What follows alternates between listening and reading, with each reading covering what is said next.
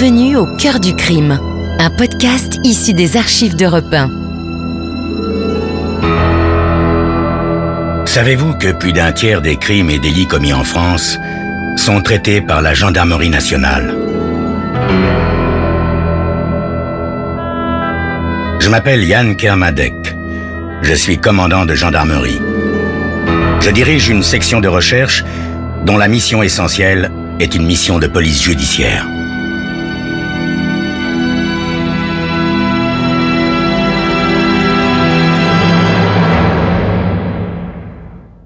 L'histoire que je vais vous raconter est une histoire vraie.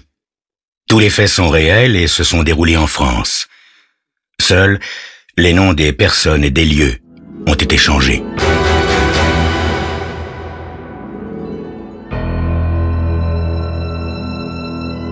Les sirènes de la prison lancent dans la nuit leurs plaintes aiguës et interminables. De puissants projecteurs balaient la cour en vagues successives. George Barnett court comme un fou le long des hautes murailles, s'obligeant à ne pas se retourner, à ne pas entendre les hurlements des sirènes. Une seule chose l'obsède: trouver cette échelle de corde qui l'attend pour lui offrir la liberté. Et soudain, il pousse un soupir de soulagement. À l'endroit prévu, ses doigts fébriles viennent d'entrer en contact avec l'échelle de chanvre. Oui, elle est bien là, bien réelle. Une seconde plus tard, il grimpe comme un forcené le long du mur de pierre, se prodiguant des encouragements entrecoupés de jurons. Ses mains sont douloureuses, sa respiration haletante, mais qu'importe, il hisse sa carcasse jusqu'au sommet du mur. Pendant un instant, il semble planer dans la clarté aveuglante, puis disparaît et les projecteurs n'éclairent plus qu'une muraille nue. La nuit vient de l'engloutir. Son corps plonge vers les broussailles. Il atterrit dans un fracas de branches brisées et bientôt se retrouve sur la route qui longe le pénitencier entre les mains avides de Tommy Medson. « Tu les as eus, mon vieux !» s'exclame Tommy. « Allez, amène-toi maintenant !» Il entraîne un George encore à demi hébété vers la voiture qui les attend. L'évadé se laisse tomber sur la banquette tandis que Tommy s'installe au volant. Une seconde plus tard, la voiture démarre en trombe. Elle rejoint la grande route tandis que les sirènes continuent de s'égosiller derrière eux. « Pour être franc, mon vieux Tommy, dit George, je pensais pas que tu réussirais à placer cette bon Dieu d'échelle de corde. » Son complice lui jette un regard surpris. « Bah, dans ces conditions, George, pourquoi est-ce que t'as risqué le coup? T'imagines la tête que t'aurais fait si tu l'avais pas trouvé? T'aurais été dans un sacré pétrin. »« Exact, confirme l'évadé. Et toi, Tommy, t'aurais dépensé tout seul notre cher magot. Au fait, t'as pas pioché dedans depuis tout ce temps? »« Non, répond le conducteur. Pas $1. J'attendais ton retour. C'est ce que nous avions convenu, non? Nous avons gagné ce fric ensemble, nous devons en profiter ensemble. Et puis, comme les numéros des billets avaient été relevés, j'aurais été idiot de les remettre sitôt sur le marché. »« T'as eu raison, approuve George. Et t'as trouvé une bonne cachette? »« Ah ouais. J'ai planqué les $100 000 dans le nord de l'État, explique Tommy, dans le comté de Norfolk, près d'une petite ferme qui appartient à des gens qui s'appellent Dudley. J'ai enterré le coffre pas loin de leur maison. J'oublierai jamais la nuit où tu t'es fait poisser par les flics, George. Aussitôt que j'ai su que ça s'était gâté pour toi, j'ai mis le fric dans le coffre de la bagnole et j'ai roulé comme un dératé pendant 2 jours, sans trop savoir où j'allais. Et puis, je me suis décidé à enterrer le magot. C'était ce qu'il y avait de plus sage, non? Ouais, approuve George. Mais t'en fais pas, Tommy.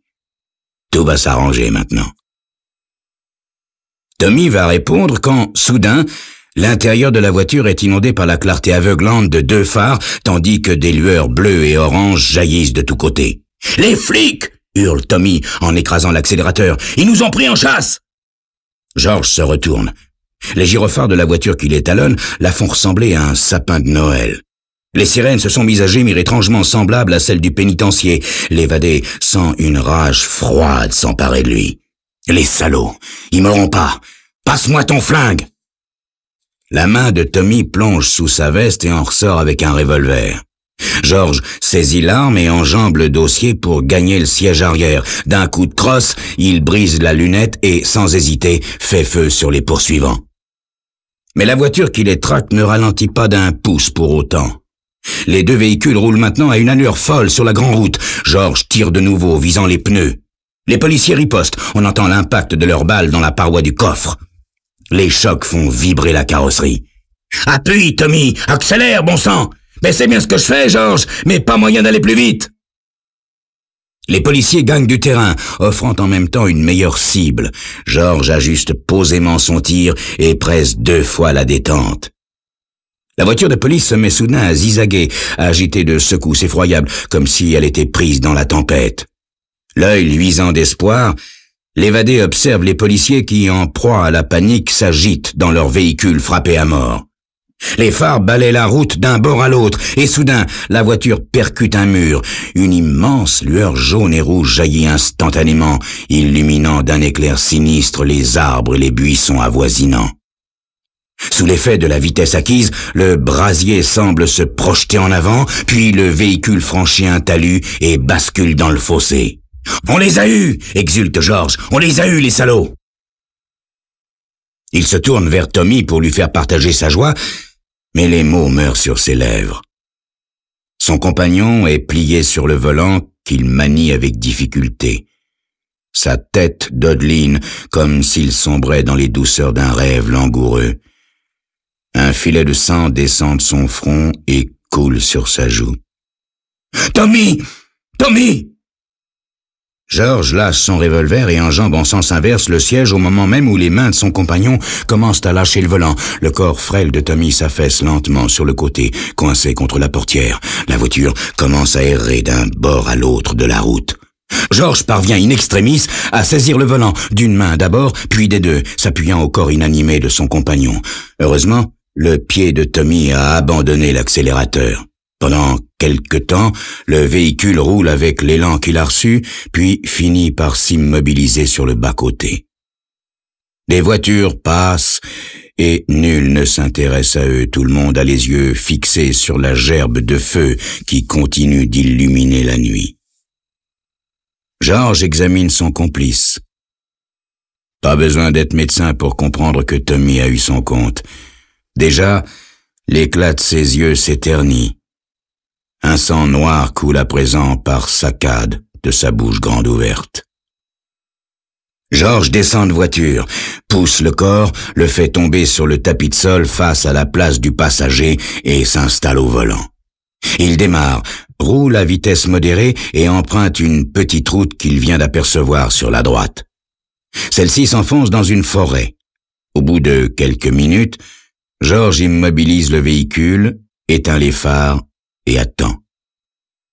Il essaie de recouvrir tout son sang-froid en scrutant les ténèbres, l'oreille tendue. Quelques grillons chantent paisiblement dans les sous-bois. Tout est calme. Son regard se pose une dernière fois sur Tommy. Dommage de mourir ainsi, au moment où on va enfin pouvoir profiter de son fric. Ah, tant pis pour lui.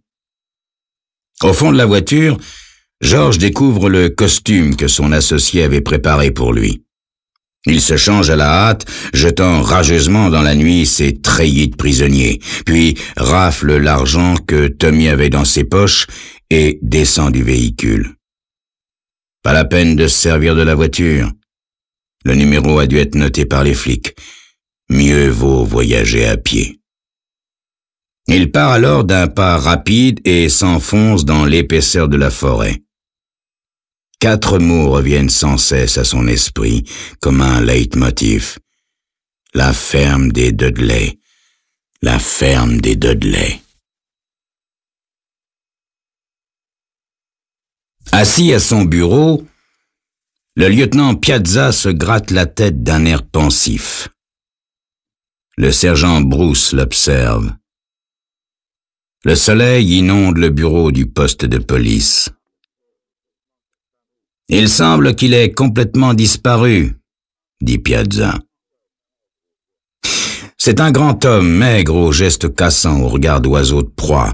Il a la manie de vivre pratiquement la pipe au bec, et il la conserve même quand il parle, ce qui oblige ses auditeurs à lui accorder une grande attention pour saisir toutes ses paroles. Heureusement, depuis qu'il fait équipe avec lui, le sergent Bruce est parfaitement entraîné à cet exercice de décryptage. « À mon avis, il se plante quelque part en attendant que les choses s'arrangent, dit-il. Ce George Barnett est un pro, il connaît la chanson. »« Peut-être, laisse tomber Piazza. Peut-être. Mais je serais plutôt enclin à penser qu'il est parti à la recherche de son magot.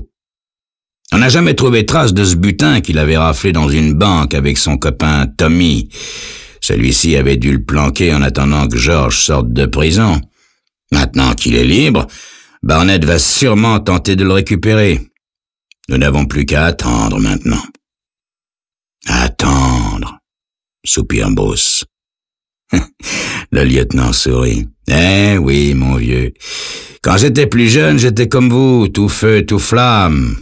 Et puis, j'ai appris avec le temps que le métier de flic ressemble assez à celui du chasseur qui doit surtout savoir choisir l'emplacement où il posera l'appât. »« Et l'appât, dit Bruce, c'est le fric. »« Exactement, confirme Piazza. Il fait pivoter son rocking chair et se retrouve face au soleil. « Eh oui, dit-il en fermant les yeux, c'est le fric. Et le jour n'est pas loin, je vous le garantis, où ces billets de banque vont réapparaître. Alors, notre gibier viendra tranquillement se livrer à nous. » Le lieutenant Piazza ne fait-il pas preuve d'un optimisme exagéré? George est un malfaiteur habile et rusé qui a plus d'un tour dans son sac. Et les gens de la ferme Dudley feraient bien de se méfier de sa prochaine visite.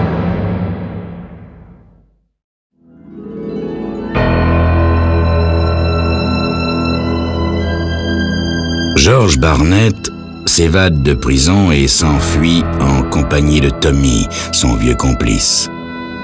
Celui-ci a caché le magot constitué par le fruit d'un ancien hold-up dont ils devaient profiter ensemble.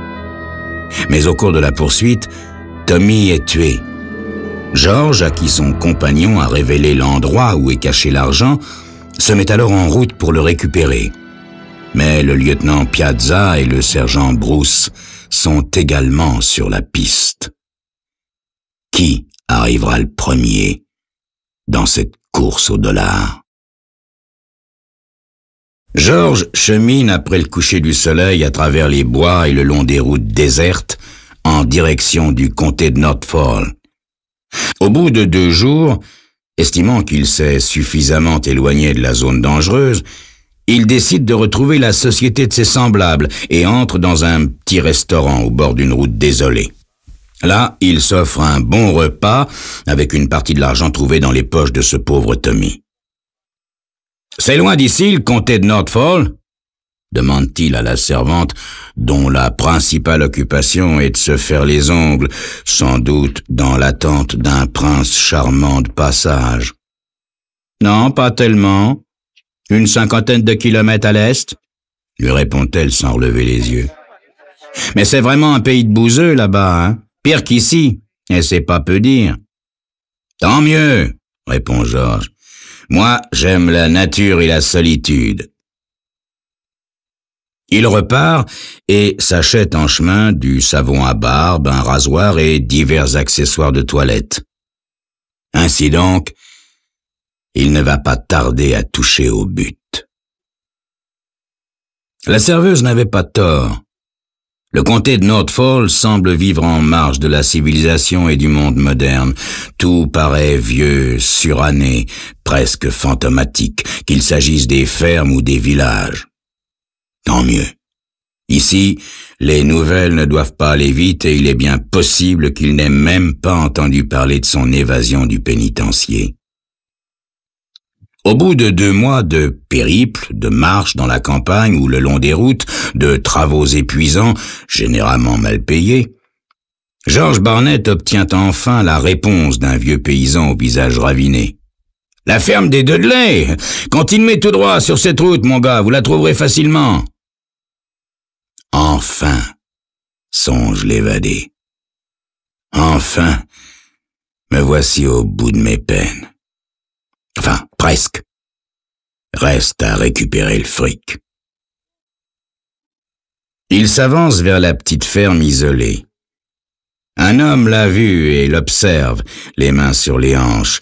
C'est un vigoureux gaillard vêtu d'une combinaison usée et d'un vieux chapeau de pêcheur qui le protège du soleil. « Salut !» dit George en le rejoignant. « Je m'appelle George Stewart. »« Salut !» répond l'autre avec méfiance. « Moi, c'est Mark Dudley.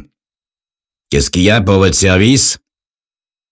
L'évadé passe sa main sur son front en sueur. Le soleil tape dur en cet après-midi d'été. « On m'a dit en ville que vous auriez peut-être besoin d'un ouvrier. » Le fermier fixe sur cet étranger un regard inquisiteur. « Possible, mon gars. Mais j'ai besoin d'un homme robuste. »« Oh, je suis pas une mauviette, » assure George. « J'ai déjà travaillé dans une ferme, vous savez, et le boulot me fait pas peur. » « D'accord, » consent Mark Dudley. « Si ça vous dit. Mais je vous préviens que c'est dur et mal payé. » George sourit. « Oh, je suis pas exigeant. Du moment que j'ai de quoi manger, monsieur Dudley, ça suffit pour faire mon bonheur. » C'est ainsi que George Barnett devient ouvrier agricole. Les Dudley viennent d'acheter une parcelle jouxtant leur ferme et l'évadé a pour tâche de la débarrasser de toute la pierraille qui l'encombre. Il s'acquitte consciencieusement de ce travail ardu, sans rate excessive, tout en s'efforçant de scruter chaque mètre carré de terrain. Sans cesse, il se demande s'il n'est pas en train de fouler aux pieds son trésor. Tous les soirs, George prend une bêche et une pioche dans le hangar et va creuser dans le bois qui s'étend jusqu'à la route. C'est par cette unique route que Tommy a pu arriver. Sans aucun doute, il a dû se hâter de creuser le trou pour ne pas se faire repérer, et il s'est donc pas éloigné beaucoup de son véhicule. Il a sûrement planqué le magot à un endroit repérable, une grosse pierre ou un arbre bien particulier par exemple. Le fric était sans doute dans le petit coffre métallique qu'ils utilisaient pour ranger leur butin.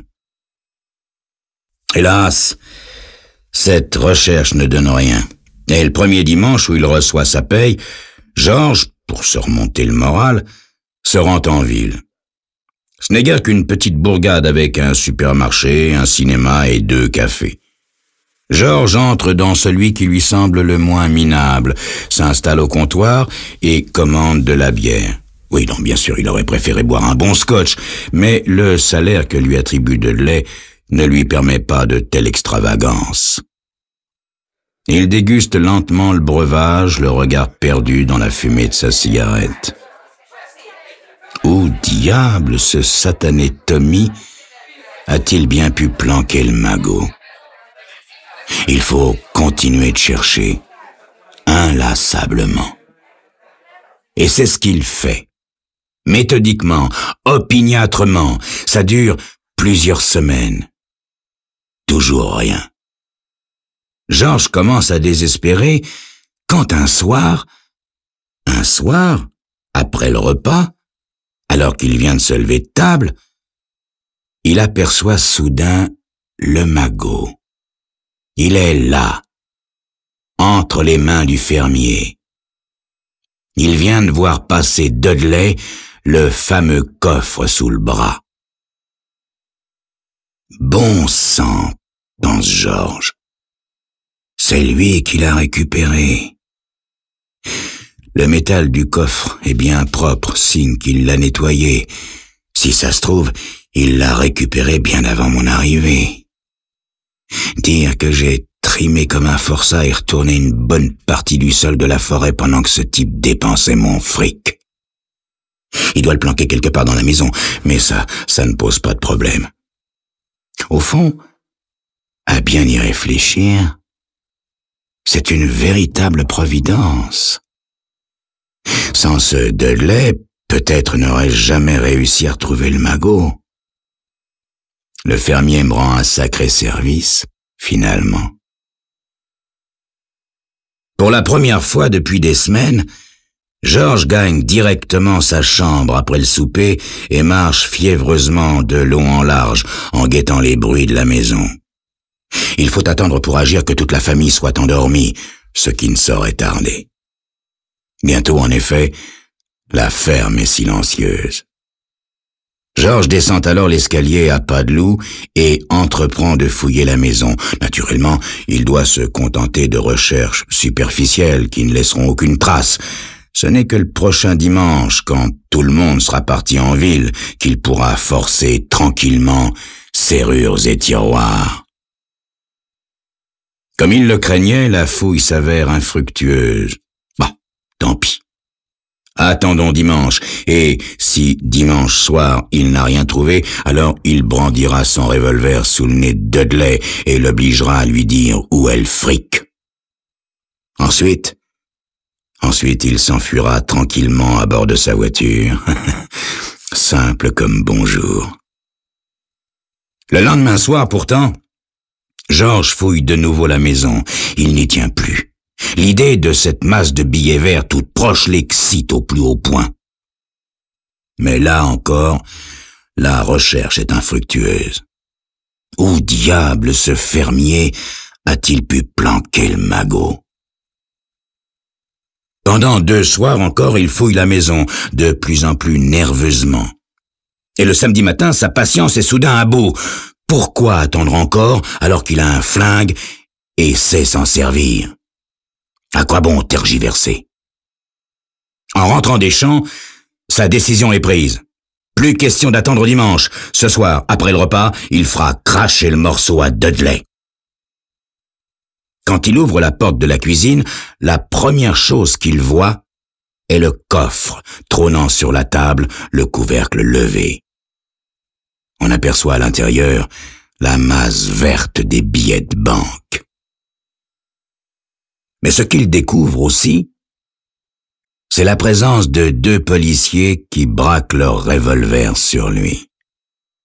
« Salut, George !» dit le lieutenant Piazza. « Je m'attendais à te cueillir d'un moment à l'autre. C'est gentil d'être venu spontanément te livrer à la police. » L'évadé sent sa gorge se serrer, ses yeux fixent les billets si proches et si lointains à la fois. Puis il se tourne vers le lieutenant. « Comment avez-vous fait pour me retrouver ?»« C'est simple, George, » répond le policier en tirant tranquillement sur sa pipe. « C'est tout simple. La charrue de M. Dudley a déterré le coffre il y a quelques mois. Bien sûr, il savait pas qu'il s'agissait du produit d'un vol. De toute façon, il n'a pris que quelques dollars. Malheureusement pour toi, ces quelques dollars ont servi à te payer ton salaire. Et c'est toi, en dépensant ces billets dans un bar de la ville, qui a causé ta propre perte. Les numéros des billets étaient notés, comme tu peux t'en douter, George. Le shérif du coin nous a alertés et on est venu tranquillement te cueillir. Au fond, tu vois, il n'y a vraiment pas de justice. »« Pourquoi dites-vous ça ?» articule péniblement l'évadé. Piazza ôte sa pipe de ses lèvres. « Je dis ça parce que, pour une fois dans ta vie que tu faisais un travail honnête, c'est justement ce travail qui t'a perdu. T'auras tout le temps de méditer sur cette histoire pendant les longues années que tu vas maintenant passer en prison. Mon pauvre George. »